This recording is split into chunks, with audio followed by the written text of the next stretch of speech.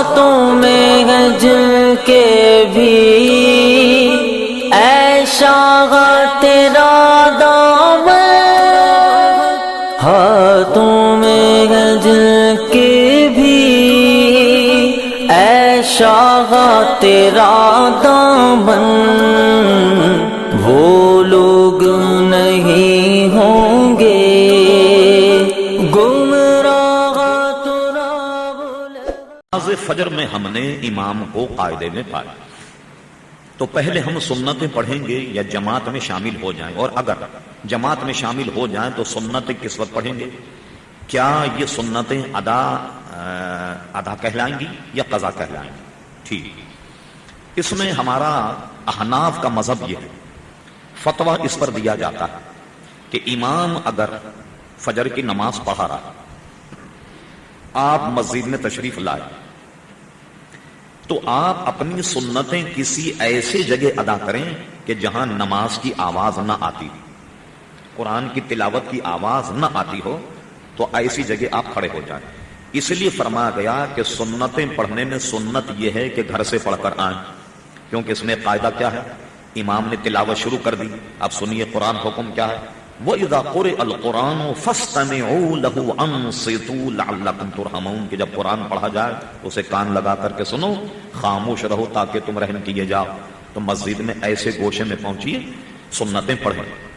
آپ کو یہ گمان غالب ہو کہ امام کے اتحیات تک میں اپنی نماز ختم کر لوں گا، اتحیات میں بھی اگر آپ مل گئے تو بھی آپ نے نماز فجر جو ہے وہ پا لی، مسبوق کی طرح 2 رکعت بعد میں آپ، اگر امام اتحیات میں یا آخری رکعت میں آپ کو معلوم ہے کسی طرح کہ آپ اگر سنتیں پڑھیں تو جماعت چلی جائے گی، نماز جو ہے سنت، یہ نماز سنت اور جماعت واجب ہے۔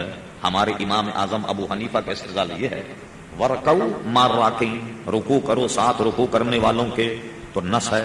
تو باجماعت نماز پڑھنا ایک مسلمان پر واجب ہے، اگر وہ نہیں پڑھے گا باجماعت نماز تو ہو جائے گی مگر وہ گناہگار ہوگا۔ اب کیا کریں گے؟ ہم اس جماعت کو حاصل کرنے کے لیے سنتیں چھوڑ دیں گے۔ اب سنتیں چھوڑنے کے بعد کیا کیا جائے؟ اب اس میں ہمارے بہت بڑے بڑے فقہا کو، امام اعظم ابو حنیفہ رضی اللہ عنہ کا کوئی قول نہیں ملا کہ اب کیا کرنا چاہیے، سنتیں رہ گئی چھوڑ دے کیا کریں، لیکن ہمارے علماء نے فتویٰ اس پر دیا کہ امام اعظم ابو حنیفہ ہی کے شاگرد حضرت امام محمد کا فتویٰ فقہا کو ملا، اور وہ فتویٰ یہ ہے کہ جب آپ نے سنتیں پڑھ لی، فرض پڑھ لیے، اب فرض پڑھنے کے بعد اسی وقت سنتیں ادا نہیں کریں بلکہ آپ سورج نکلنے کا انتظار کریں۔ مثال کے طور پہ اگر سورج طلوع ہو رہا ہو 6 بجے طلوع ہو رہا ہو تو اس میں 20 منٹ اور ملا دیں، 6:20 پر اب سنتوں کی قضا کریں گے۔ یہ امام محمد کا فتویٰ ہے، اگر چھوڑیں گے تو ظاہر ہے کہ بہتر اور اچھا نہیں ہے، سورج نکلنے کے بعد جو ہے وہ آپ سنتیں ادا کریں، یہ بھی ذہن میں رہے۔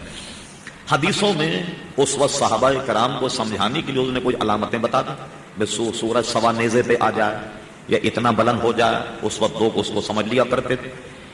جب ہم نے گھڑیوں کا نظام اور گھڑیوں سے نماز کو نفی کیا تو یہ اعلیٰ حضرت فاضل بریلوی رحمۃ اللہ علیہ ہیں کہ انہوں نے سورج نکلنے کا دورانیہ کتنا ہونا چاہیے کہ جس میں نماز جائز ہو جائے، تو اعلیٰ حضرت فاضل بریلوی نے گھڑیوں کو دیکھ کر بڑی تحقیق کے بعد اس کا وقفہ 20 منٹ نکالا، تو 20 منٹ میں سورج جو ہے وہ اتنا اونچا ہو جائے گا کہ اس کی پیلاہٹ سرخی ختم ہونے کے بعد دھوپ چمکنے لگ جائے، تو اب آپ ان سنتوں کی قضا کریں گے۔ اب اس کا آسان طریقہ کیا ہے؟ جو بھی وقت ہو سورج نکلنے کا آپ دیکھ لیں، اس کے بعد سورج طلوع ہو رہا ہے 6 بجے، 6:20 پر جو ہے آپ سنتوں کی قضا کریں گے۔ کوئی اور نماز پڑھنی ہو، آپ کو اشراق پڑھنی ہو تو بھی آپ جو ہے وہ نماز اسی طریقے سے پڑھیں گے۔ ایک ہمارے یہاں گمراہ فرقہ ہے، وہ کیا کہتا ہے؟ وہ یہ کہتا ہے کہ بھائی فرض اگر ہو گئے تو آپ فرض میں شامل ہو جائیے، شامل ہونے کے بعد پھر جو ہے وہ فرض پڑھنے کا اسی وقت سنتیں پڑھ لیں۔ ان سے پوچھا بھائی دلیل کیا ہے؟ انہوں نے کہا بھائی حدیث شریف میں یہ ہے کہ اس وقت میں فجر کی نماز کے علاوہ کوئی نماز نہیں ہوتی۔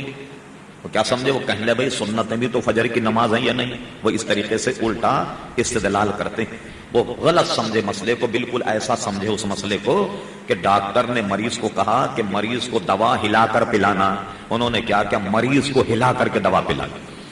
حالانکہ ڈاکٹر کے مراد یہ دوا کو ہلا کر کے مریض کو پلانا، تو انہوں کو مریض کو ہلا کر کے دوا پلائی، یہ اس قسم کا بگڑا ہوا کیس، سمجھے صاحب؟ تو کب کریں گے سنتیں؟ سورج نکلنے کے 20 منٹ کے بعد، چھوڑیں گے نہیں۔